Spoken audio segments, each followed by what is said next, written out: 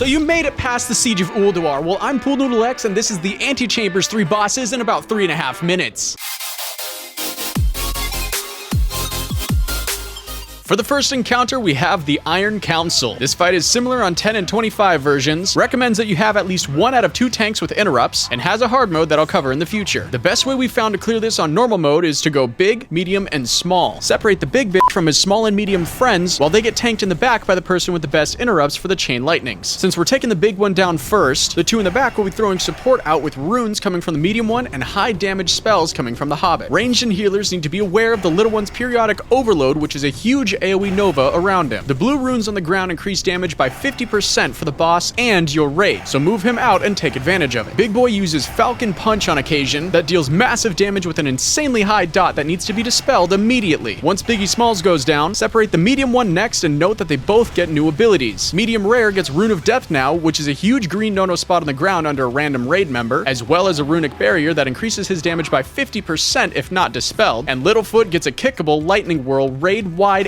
AoE. Once the medium goes down, Short Stack gains his last ability, which is Lightning Tendrils. This basically turns him into Nature Damage Cthulhu for a short period where he will fly up and chase a random target with big AoE damage. It's best to fan out to opposite sides of the room to avoid unwanted damage. Gandalf Fulagarn is the next boss. He has no hard mode and is similar in both 10 and 25 raid modes. 2 tanks are recommended for this one. The way that most people run this is to bust his arm labeled right arm, which will be on your left upon entry, while your main tank tanks his body. If your main tank is out of melee range of the body, he'll basically sanitize the arena and you'll all meet the spirit healer. Your 2 tanks will swap as they accumulate 2 stacks of this armor sunder from the main body. His right arm will occasionally grip a few members and crush them to pieces, unless it sustains 100,000 or 480,000 damage. When the arm dies, the boss will take a significant percent of damage, and a few rubbles will come out which need to be picked up by the current off tank, but they don't have much health at all. The arm will respawn after a short while, so pay attention. The only other things to be weary of are his other arm's shockwaves, which deal moderate raid-wide damage, and his eye lasers, which will fixate on one person drilling anyone in the area. When he dies, he becomes the bridge to the next boss. Finally, we have the tank one-shotting, group-wiping Crazy Cat Lady. This fight has no hard mode unless you consider the pole a hard mode, and it's similar in 10 and 25 raids, with the only difference being 2 cats on 10 and 4 on 25. 2 tanks are recommended for both, with a potential third on 25 man. The pole is by far the hardest part of this whole thing because these cats have 0 cooldown pounce for anyone that isn't in melee range, which means they can just giga pounce your whole raid if you aren't stacked in one single spot. The best way we have found so far is to stack everyone around a corner like this and have anything like D&D or a totem pull the boss and the adds into your main tank's AoE. As the cats come around the corner, have your main tank and all DPS ready to obliterate them without anyone going out of melee range, while your off tank holds the boss in one spot nearby. You need to burn the cats as fast as possible because this boss has a mass sphere that will scatter everyone, and thus the cats won't go hungry. After those are down, she'll summon a bunch of little cats that don't do that much damage, but also summons a single guardian that needs to die as soon as possible. It gets weaker every time it's summoned, but it drops a void zone every time it dies, so you'll need to be ready to move your whole raid clump over just a little bit upon death. The last thing she does is a sonic screech and a frontal cone that does split damage similar to the 4 Horsemen meteor, so you must stay stacked for this whole fight. Tremor totems, trinkets, and mass dispels are your best friends for this one. But that's about it. For the next or previous set of bosses, click here, and as always, like, comment, subscribe, follow, and join.